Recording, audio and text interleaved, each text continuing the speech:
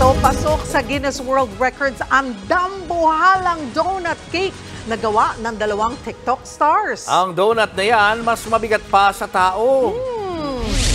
Meet Nick DiGiovanni mula Amerika at Lynn Davis mula sa Japan. Sandamakmak na itlog, asukal, mantika, sour cream at vanilla extract lang naman ang kinailangan nila para magawa ito. Saka nag-bake ng 100 tray ng donuts or dough.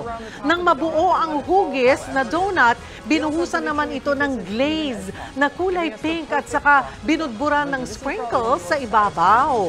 8 oras, inabot bago natapos ang donut cake na may timbang na 225 pounds o 102 kilograms. Mas mabigat pa sa atin yan. Katumbas nito ang 1,500 regular na donut. Ito na ang pinakamalaking donut cake sa mundo. Mga kapatid, Cheryl Cosing po, huwag maging huli at maging una sa lahat para sa tuloy-tuloy na balitaan at karagdagang impormasyon sa mga napapanahong issue ng lipunan.